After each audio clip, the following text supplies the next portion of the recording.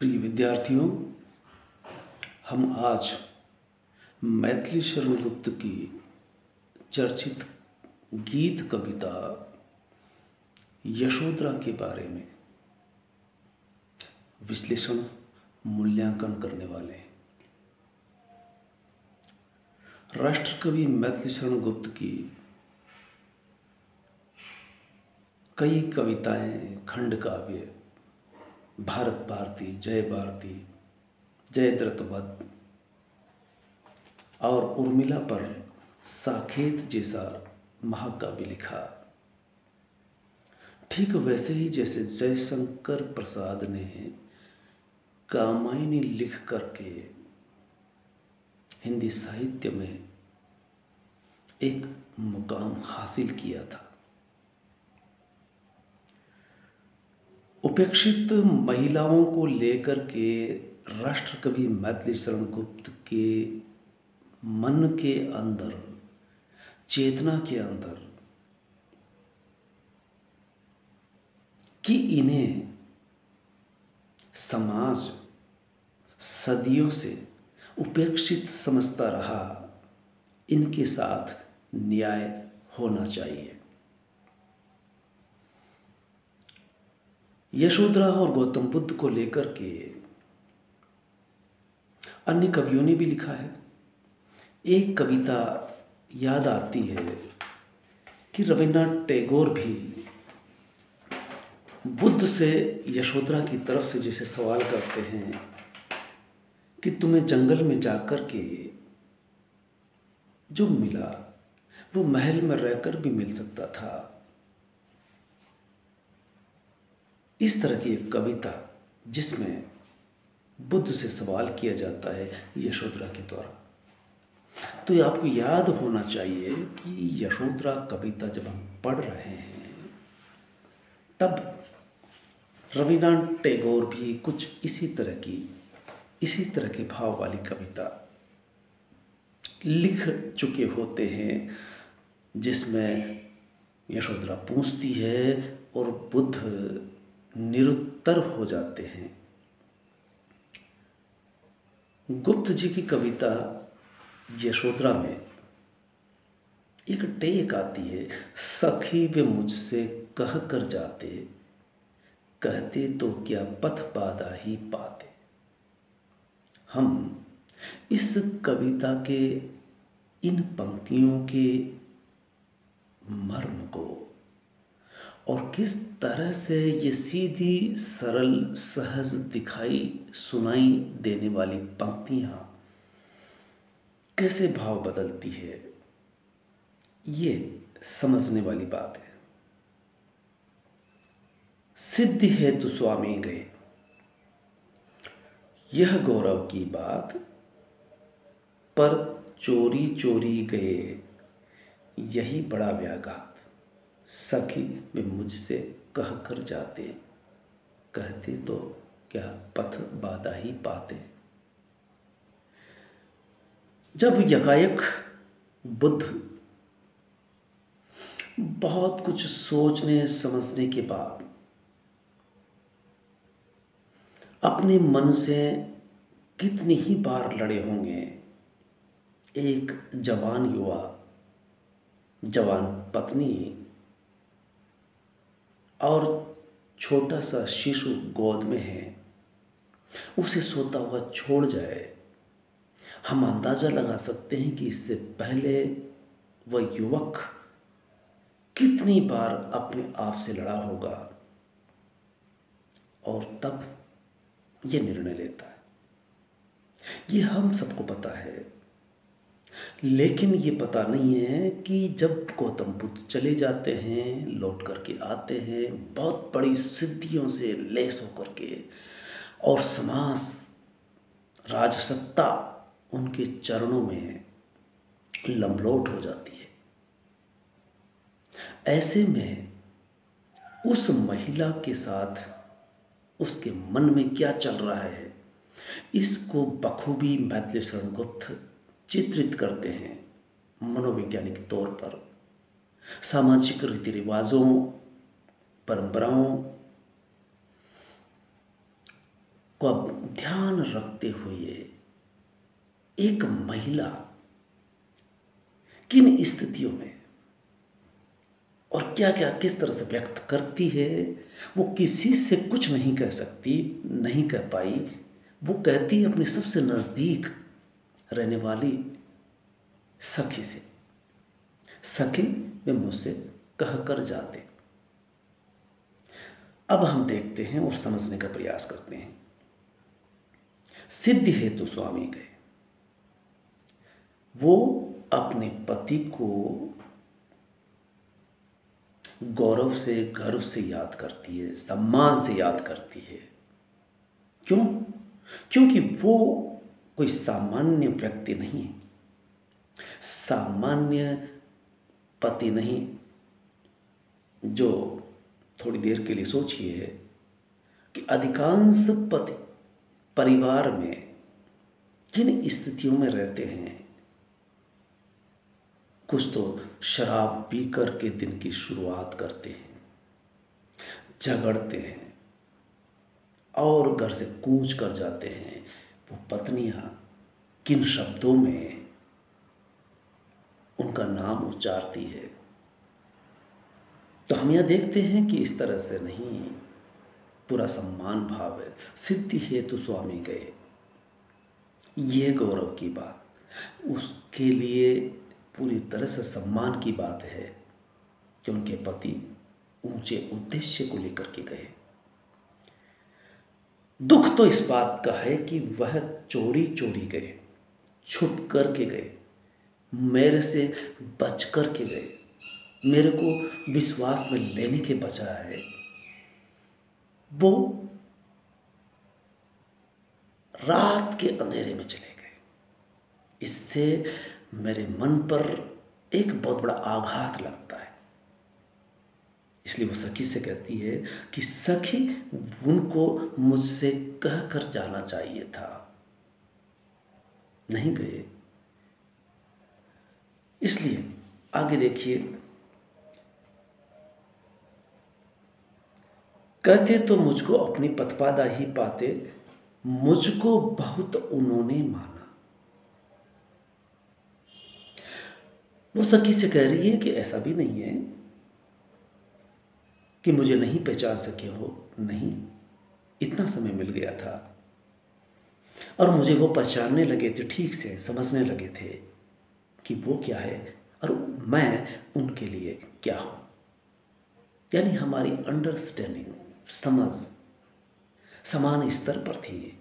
किसी भी तरह का हमारे बीच में ऊंच नीच, झगड़ा, तनाव नहीं था कि जिसके कारण से रुके हो। ये बात गौर करने की है कि पति पत्नी के झगड़े से अक्सर पति घर से भागते हैं, संत बनते हैं, पलायन करते हैं। या वैसा पलायन नहीं था, वो मुझे पहचानते थे, पर दुख इस बात का है कि वो फिर भी क्या पूरी तरह से पहचान सकी। वो मुझे पहचान ही नहीं सके। अगर पहचानते, मैंने मुख्य उसी को जाना जो वे वन में लाते। मैं उनको जिस तरह से समझ रही थी, जिस तरह से उन्हें ले रही थी, कि हर तरह से वो जो भी उनके मन में होता था वो मेरे मन में होता था। मैं उनको पूरा सम्मान दे रही थी। लेकिन सखी, वो मुझे शायद पहचान नहीं सके और मुझे अवसर देते। इसलिए सखी, उनको मुझसे कह कर जाना चाहिए था। क्योंकि अगर वो पहचानते तो हम जिस जाति से हैं, क्या है वो, स्वयं सुसज्जित करके क्षण में प्रियतम को प्राणों के पण में, हम ही भेज देती है रण में, छात्र धर्म के नाते सखी वे मुझसे कह कर जाते। छत्राणियां अक्सर जब पति युद्ध का बिगुल बजता है तो हम ही तो सजाते हैं उनको, उन्हीं को इस तरह से सजा करके तलवार देते हैं, तिलक लगाते हैं, नारियल देते हैं। और ये हमें ठीक से बोध होता है कि जिस रास्ते पर भी जा रहे हैं वो 50-50 का रास्ता है। जीवित लौट के आ सकते हैं और कुर्बान भी हो सकते हैं, बलिदान भी हो सकते हैं इस ज़मीन पर लड़ते लड़ते, क्योंकि इन सांसों का कोई भरोसा नहीं। लेकिन युद्ध में जाने वाले सैनिक का लौट करके आने को लेकर के छत्राणियां इसलिए इस उत्साह से, इस साहस के साथ रण में भेजती है, सजा करके, तलवार दे करके, कि वीर गति को प्राप्त हो। और वीर गति को प्राप्त होने का अंदर उनमें भाव होता है कि वीर गति को तो प्राप्त होंगी, ये भी उनके लिए सम्मान की बात होती है। तो हम छत्राणियां हैं, आप तो सिद्धि प्राप्त करने के लिए गए हैं जिसमें अपने आप को किसी तरह का इतना बड़ा संकट नहीं है। इसलिए वो कह रही है कि सखी, उनको हमसे कह करके ही जाना चाहिए था। अगर वो कह करके जाते तो हम उसी तरह से, जिस तरह से रण में उनको भेजते हैं, उसी तरह से सिद्धि हेतु भी भेजते। हुआ न ये भी भाग्य भागा, जिस पर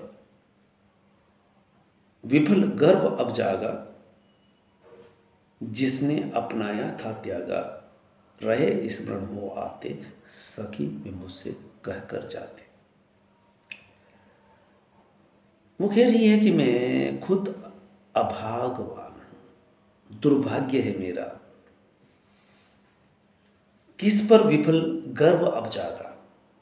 मुझे गर्व है अपने पति पर यह गर्व भी किस तरह का, कि जिसने मुझे अपनाया था, जो मुझे लेकर यहाँ आया था, साथ फेरे डलवा कर, पसंद करके, और एक दूसरे को पहचानने लगे थे, यानी जो लेकर के आया उसी ने त्याग दिया, तो अब किसी से और अन्य से क्या उम्मीद की जा सकती है। इसलिए इसमें किसी का दोष नहीं कि जो अपनाया, जिसके द्वारा मिलाई गई, उसी के द्वारा ही त्यागी गई। जिस तरह से वो लाया था, कुछ उसी तरह से, बल्कि बदतर स्थिति में सोए हुए चुपके से चोरी चोरी छोड़ करके गए। यानी भाव निहित है कि मुझे त्याग करके गए, इस महल में लाए और इसी महल में छोड़ करके खुद हमेशा हमेशा के लिए चले। यूं भी कह सकते हैं कि जिस सिद्धि को प्राप्त करने के लिए गए हैं वो सिद्धि लेकर के आएंगे, ये गर्व की बात होगी। युद्ध क्षेत्र में जिसको भेजा जाता है वो अगर लौट करके आया है तो महल में आएगा। ये सिद्धि प्राप्त करने वाला व्यक्ति फिर महल में महल का होकर नहीं आ सकता। इसलिए ये गया सो गया ही गया। और जो वीर जाता है तो अगर लौट करके आया तो लौट कर आ ही जाता है। तो ये एक फर्क है। सखी वे मुझसे कह कर जाते, क्योंकि आपके जीवित रहने का और आपकी कीर्ति का जो सम्मान पूरा समाज करने वाला है वो भी उसके सामने रहेगी। अगला स्टेंजा देखिए। नयन उन्हें निष्ठुर कहते, पर इनसे जो आंसू बहते, सदै हृदय वे कैसे सहते, गए तरस ही खाते, सखी वे मुझसे कह कर जाते। सखी अगर वो मुझसे कह कर के जाते तो ये मेरे आंखें उन्हें देखती, मैं तो उनको विदा करती, लेकिन इन निष्ठुर आंखों में जो निष्ठुरता उनके प्रति झलकती, यानी उनको इस बात का एहसास हो जाता है कि यशोधरा की आंखें कुछ कह रही है, कि मुझे निष्ठुर कह रही है। और हम जब विदा करते हैं तो आंसू नहीं बहाते, लेकिन आंखों से अगर आंसू आ ही जाते तो उन पर जो असर पड़ता, इसलिए मैं मानती हूं सदैव हृदय वे कैसे सहते, वो तो इतने करुणावान उदार हृदय है, क्योंकि जिस करुणा की गहराई को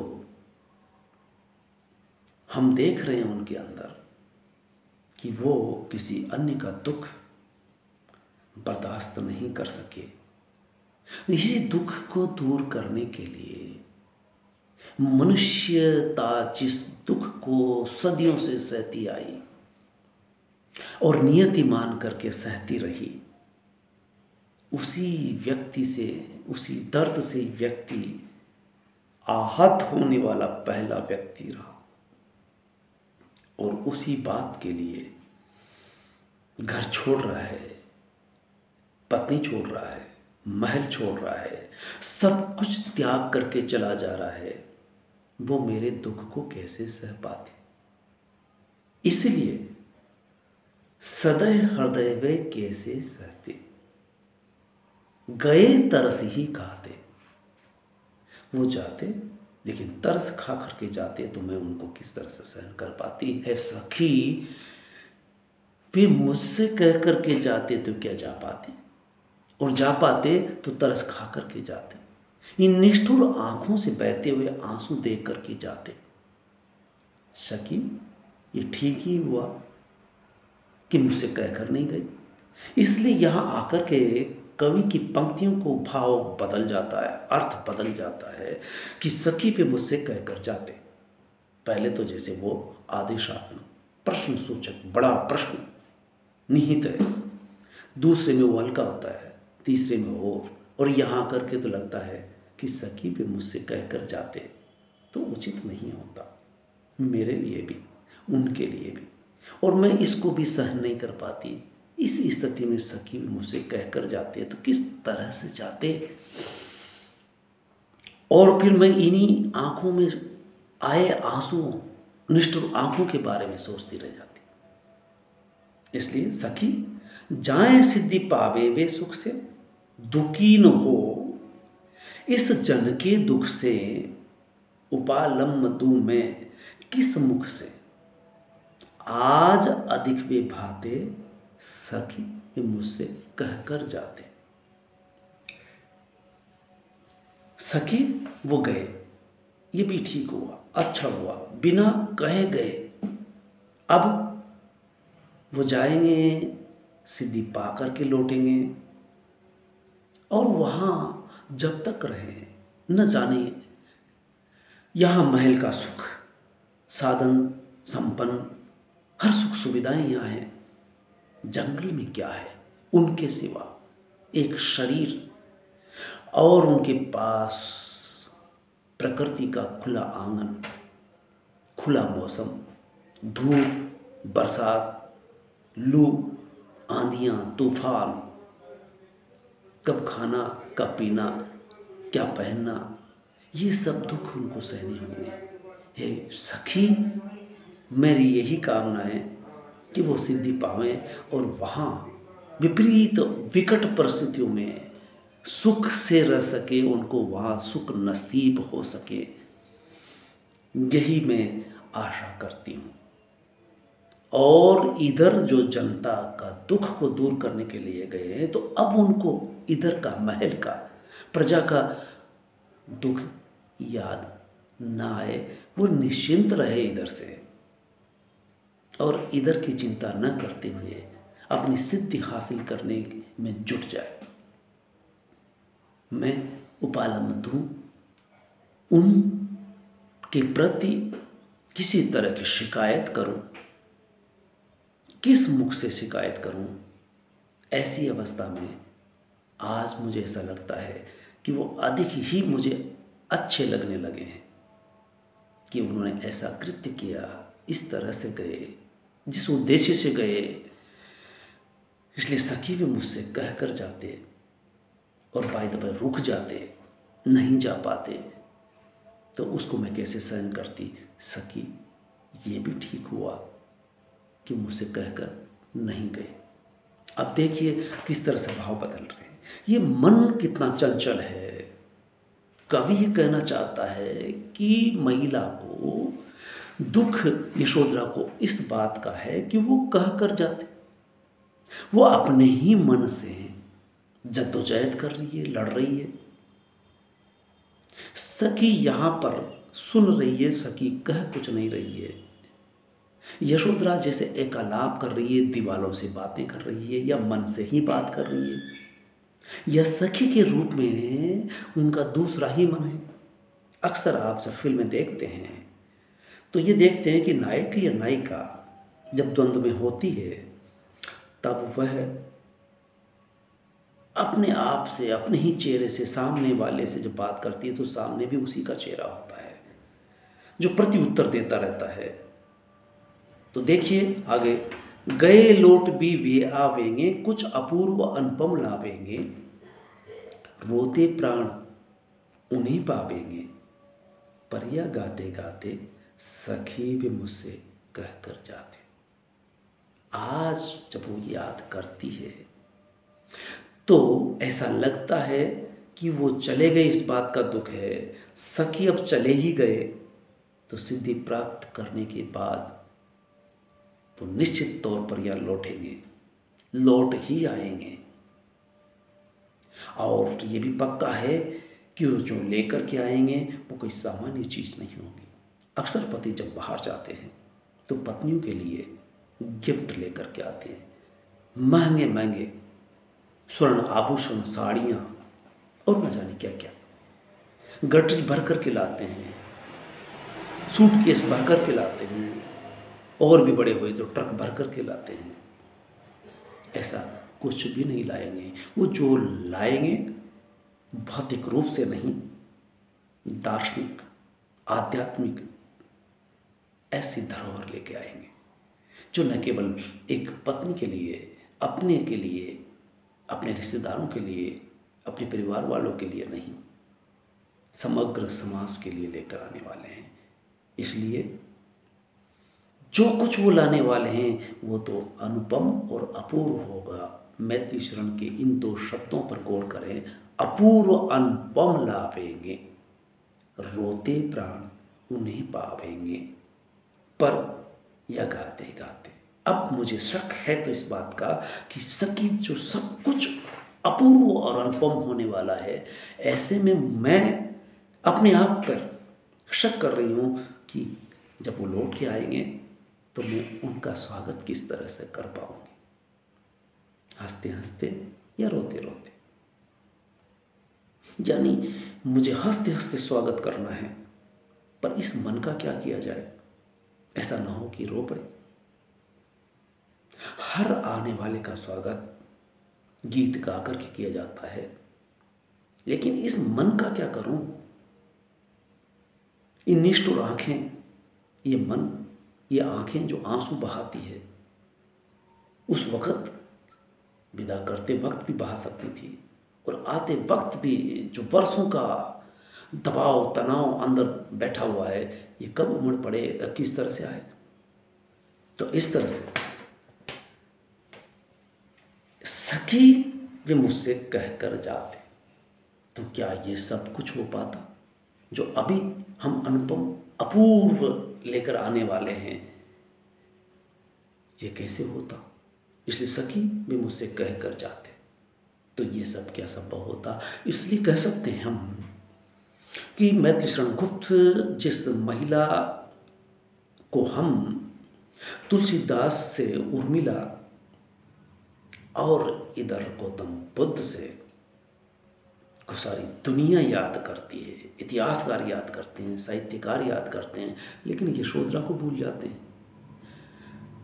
मैथिलीशरण गुप्त की यही विशेषता है कि महिला चेतना को लेकर के बहुत सजग कवि थे, राष्ट्र को लेकर, राष्ट्र के बोध को लेकर के, और जो अछूती हाशिए पर थी समाज का 50% हिस्सा पुरुष के जीवन संगनी, जो परिवार में, घर के अंदर चार दीवारी में ही कैद होकर के रह जाती है, उसके मन में क्या चल रहा होता है उसको पूरी तवज्जो देते हैं, इज्जत सम्मान बख्शते हैं। और हम आज इस तरह से याद कर पाते हैं यशोधरा को, उर्मिला को, और कि उसके अंदर क्या चल रहा है, उधेड़बुन चल रही है, मंथन चल रहा है। और अंततः वो भी ये समझती है कि जब यशोधरा के पति दुनिया और समाज को जो देते हैं, उनकी पत्नी की हैसियत, समझ क्या है, वो भी बहुत कुछ हो रही होंगी। यूँ कहते हैं कि जितने भी सफल व्यक्ति होते हैं उनके पीछे उनकी महिलाओं का हाथ होता है। तुलसीदास बनाने में उनकी पत्नी जो उन्हें कह देती है कि ये जो प्रीति मेरे पीछे पीछे चले आए हो, ये प्रीति अगर राम से की होती, ये चर्ममय देह से इतना जो मोह किया है, इसके मोह में चले आए रात में ही पीछे पीछे, अगर इतना उससे प्रेम किया होता तो आप न जाने क्या होते। बस ये शब्द था और तुलसीदास तुरंत पीछे पांव लौट आए। ठीक तुलसी की तरह ही घटित यहाँ होता है, लेकिन घटना थोड़ी दूसरी तरह की है। यहाँ यशोधरा याद कर रही है। तो विद्यार्थियों, इस वीडियो को आप देखिए, समझिए, और ये कविता जितनी उपयोगी है, जितना मंथन करेंगे यशोधरा की स्थिति को, उस काल को, और उस स्थिति को जिसमें बुद्ध वन गमन करते हैं, महल छोड़ते हैं। एक जगह लिखा है कि बुद्ध जब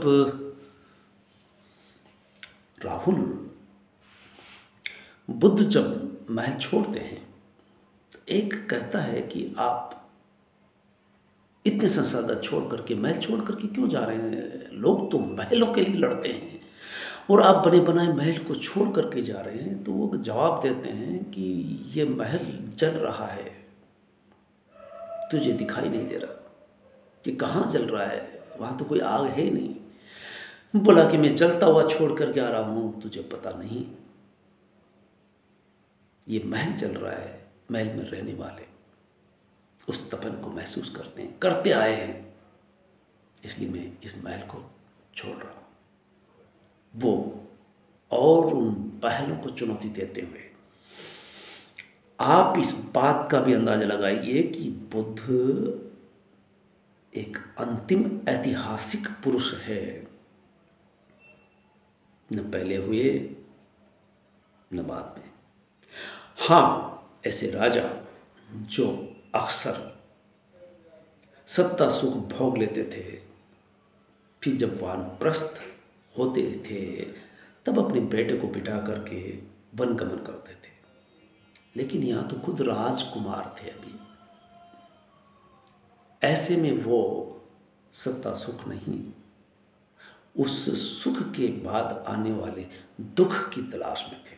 इसलिए वो हमें एक दर्शन का महत्वपूर्ण शब्द देखे गए कि जीवन दुखमय है। बहुत आशा पालने की जरूरत नहीं है, ज़्यादा ऊंचे उड़ने की जरूरत नहीं है, ज़मीन पर पैर रखने की ज़रूरत है। धन्यवाद। इसे सब्सक्राइब करें, बार बार देखें, जब तक कि ये कविता ठीक से हृदयंगम नहीं हो जाती। आप देखते रहें। धन्यवाद।